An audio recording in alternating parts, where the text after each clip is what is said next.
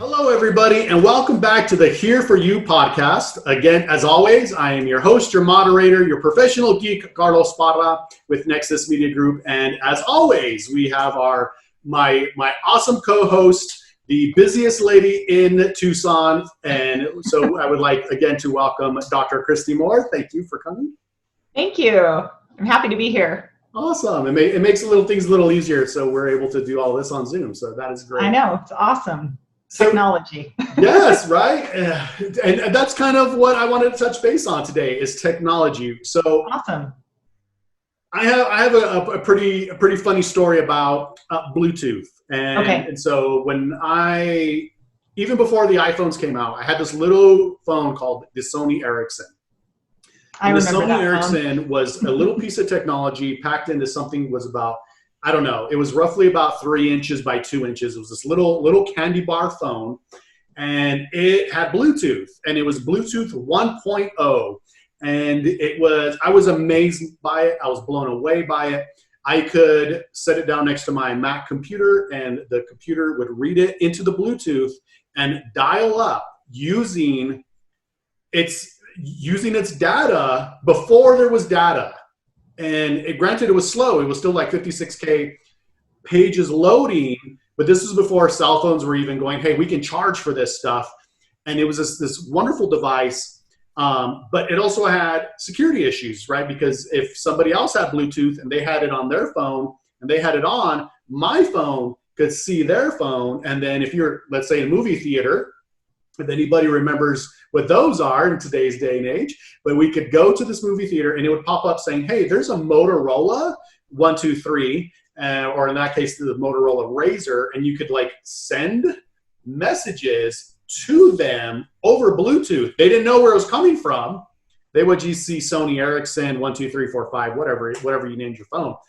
But then it almost died. It didn't take off because so many phone carriers, they were concerned about, right, the security issue. Then Bluetooth 2.0 came out, and it was this amazing bit of technology because now you were able to move audio, you were able to move computer data, you were able to move little bits of video over this, all from your phone.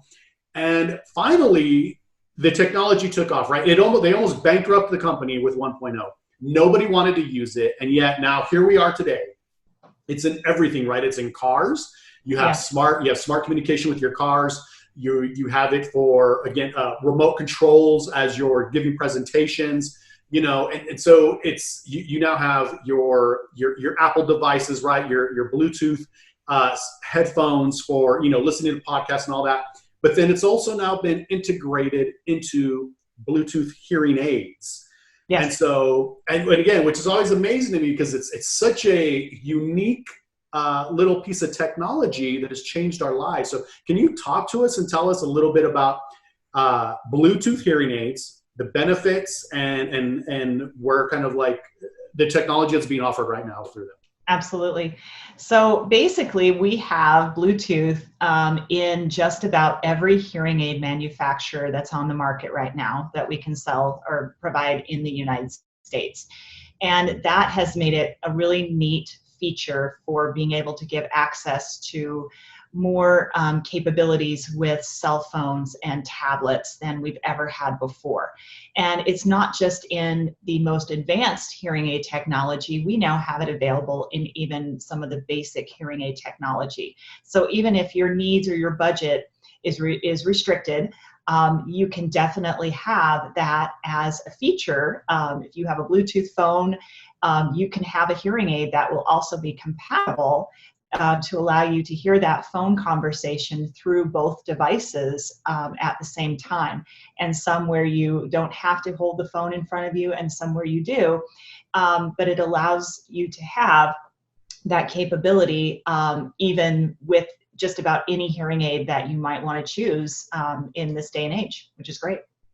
That is amazing. Okay, so this is very interesting. So you just kind of mentioned some you have to hold your phone, and others do they some of these actually have a microphone built into them as well? Absolutely. So we have a couple of manufacturers out there that have the microphone built in to the hearing aids. So one of the hearing aids actually picks up the voice of the person that the hearing aids are sitting on. So when you receive a call, you hear the conversation in both of your hearing aids, and the microphone on one of the hearing aids picks up your voice. So you can literally be in another room, your phone can ring, you can push a button on the hearing aid and answer the phone, and the person will be able to hear you on the other end, and you don't have to have the phone near you, which is really nice, very convenient. That is awesome. So can you touch base with this? Do you have like examples or certain manufacturers that that are kind of pushing the technology, and ones that are offering it even their basic? Do you have any kind of examples that you could show the viewers? Yeah, absolutely. So I've got a couple of ones right here. So this is one that you can kind of see. This is an example of like what a rechargeable device would look like, and these go behind the ear. So if I get my little ear model here, I can put this device, I'll show you in just a moment here, behind that ear. Sorry, it's kind of hard to do this backwards sometimes. Yes, it is. Bear with me here. But that's an example of what the hearing aid might look on behind the ear, okay, and on the side there. And then this is one that has, this particular manufacturer has the Bluetooth feature that uses Bluetooth low energy. So, or not low energy, excuse me, this is using Bluetooth Classic. And so this can be made to work with just about any Bluetooth phone, whether it is a smartphone or even a flip phone. And this allows you to be hands-free with your devices. Another manufacturer that looks similar to that one also has the same capability. So those two manufacturers are using that Bluetooth Classic. Other devices might use what's called a Bluetooth low energy. So they are made right now for iPhone or iPads, so the Apple products. And they come in hearing aids. There's also cochlear implants too. Okay, looks like that. So what that does is that, again, you can pair using the Bluetooth signal from your phone to those devices.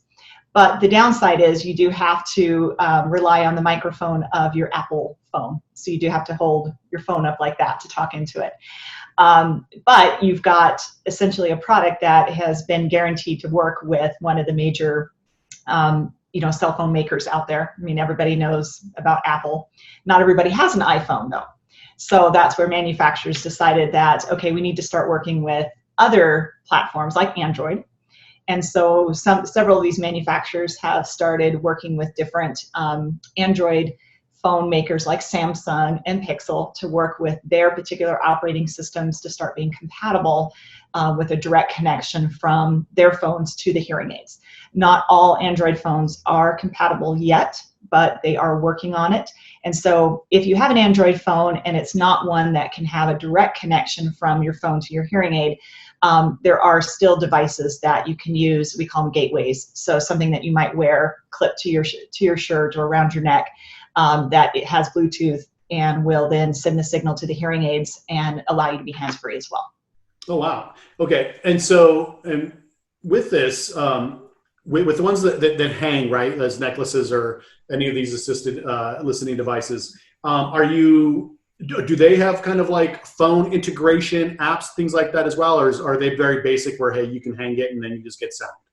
Yes, so yes and no. So just about every hearing aid manufacturer has an app that you can download either from the Apple iStore or the Android Google Play. And so you can put that into your phone, and that doesn't necessarily have to work with Bluetooth. It can work with wireless signal. So it can actually allow you to control features in the hearing aids, such as volume, changing the programs, making some adjustments for treble, bass, noise reduction, things like that. And so those can sometimes be independent of how it's using the Bluetooth for, say, phone calls or streaming music or listening to podcasts or things like that. That is amazing. Okay, so we have the major, well, arguably the largest smartphone manufacturer is it being Apple, because right, they pretty much work, but because it's also a closed system where they get to control everything that's going in. Your Android, it's fortunate that they are using it, but unfortunate because there's hundreds of these different types of phones out there. all using different versions of their operating system. Correct. Because it is an open source and free to use. But your major ones like Google with their Pixel, I think they're up to Pixel 3 now, and some of your and I'm assuming all of your Samsungs, if not most of your Samsungs would.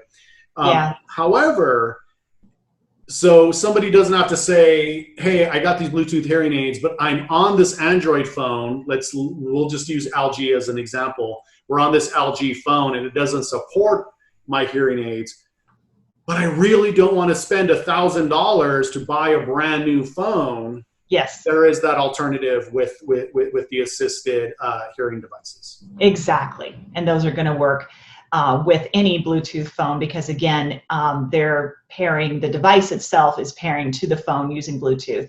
And then the device is using a wireless signal to communicate to the antenna that's in the hearing aids. So not using Bluetooth, but a different wireless type signal.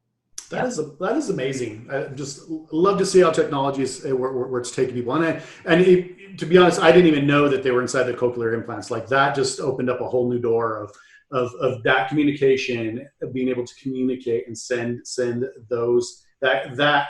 What does it use? Is it audio? How exactly does the cochlear implant send the notifications to the brain? So it's a very complex system. So the cochlear implant has an internal portion that is an electrode, essentially, that sends electrical signals to the nerve, which then goes to the brain. So that's kind of the very quick summarized version of that. The external processor, which is what I showed you here, this part has a magnet, and there's a magnet under the skin, and so this communicates with the magnet there. And this acts just like a hearing aid in many ways, in that it has a microphone and a processor, and so it's picking up the sound, processing the signal, and then transmitting it to this portion, to the internal, which actually stimulates the nerve of hearing. Absolutely amazing. Thank you so much for sharing. That is just mind-blowing to me. Okay, so we see where we're at with the Bluetooth hearing aids, and you being in the industry, do you get glimpses of future technology, future hearing aids, and where do you kind of see this technology being integrated, and where do you see it going? Yes. So when we first had Bluetooth technology, we've had it now probably, I would say, really, the last 5 to 6 years is when we really started having more of Bluetooth options within hearing aids. It's actually been probably a little longer than that, but I'll say when we really started seeing more of it being the norm as opposed to being an addition. And so when we started off, we really literally had Bluetooth signal just to like one hearing aid, or we just had it only available with Apple.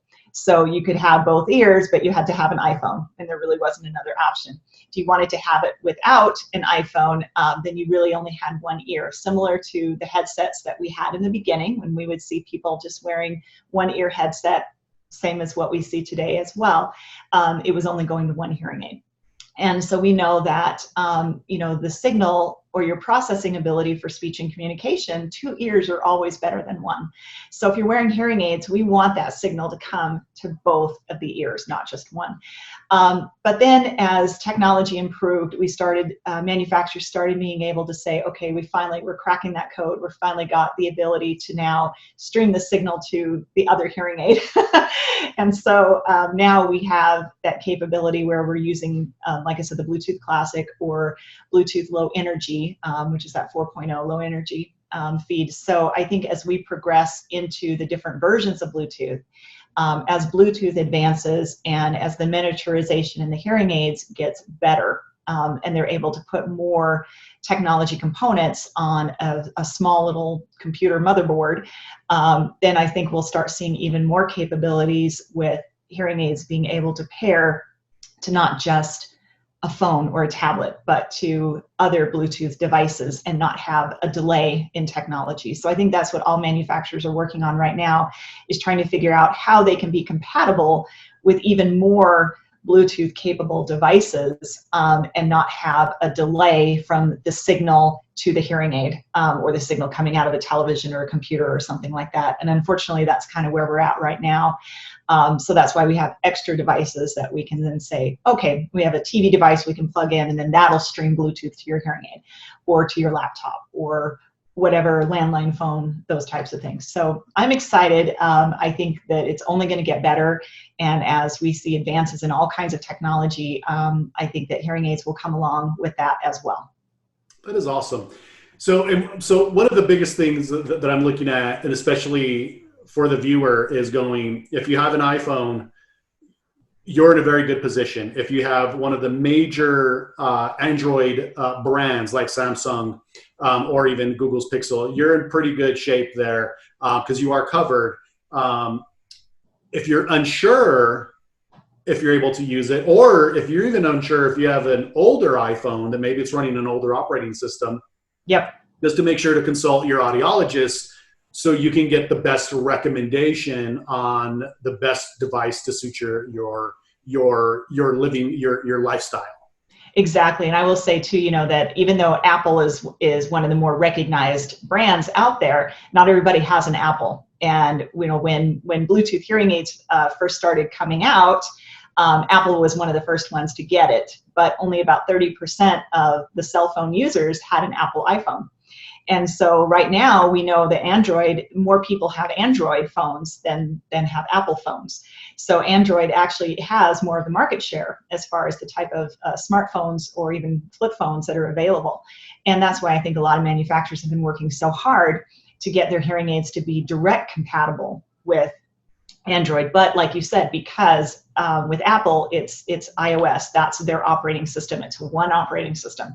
Android, it has multiple operating systems. So Samsung's a little bit different than LG, than Pixel, than any of the others. So you can't just come out and create a product that's going to work with Android, because you have to work with each individual operating system for each type of Android phone.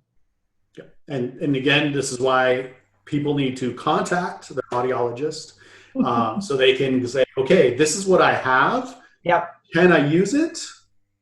Or what do you recommend? And if we don't have the answers, sometimes we don't know. So we call the manufacturer, or a lot of manufacturers now have a consumer phone number that we can give to them. And they've got people on staff that can help them walk through pairing issues with their phones, or give them tech support on how to better make those hearing aids work with their particular phone as well. How much, you know, I didn't even think of that, where especially nowadays, like, and I'll just use Amazon as an example, right? Because they're a large company where if I have a return, I don't get to talk to somebody, right? I type it in and I get the information. If I do have to talk to an to an Amazon representative, they have to call me. Where here, you being this middleman for the manufacturer, you have the phone number. You have the phone number to your sales rep. You have, you know, it's almost like you are the in. Yes. To contact the manufacturers. So I didn't even think about that for your clientele. Absolutely. So, you know, if a patient calls us and says, I'm having trouble with my hearing aids, doesn't seem to want to work with my phone, that's one of the things that we'll say is, okay, that, you know, we have a phone number here to the manufacturer of your hearing aids. Give them a call and tell them what's going on and see if they can help troubleshoot it. And then they can tell us if it's something that, yes, you need to come in and see your audiologist because it's an issue with the hearing aid settings, or maybe you need to go to your cell phone carrier and have them work through the phone issue there. But they can help do that, and a lot of times they can help our patients solve some of the issues that is going on simply by just asking them the right questions. Again, these are dedicated people that their job is to help consumers or our patients with their phone issues and their hearing aid related issues as how they pair and work with those phones. That is fantastic. Dr. Cristi Moore, I mean, this has just been a wealth of information. And again, just technology, where it's at, where we've been. I always like the history of technology, where we've been, where we're at, and where we're going. Is there anything else you'd like to share? As far as with Bluetooth, it's really changed, I think, the way that we can recommend and fit hearing devices from very basic hearing aids all the way to our cochlear implants. We've got a solution for people that want to stay connected with their technology. You don't have to give up your cell phone or your tablet or streaming the programs, the music, things that you enjoy doing just because you have hearing loss and you need hearing aids or hearing devices.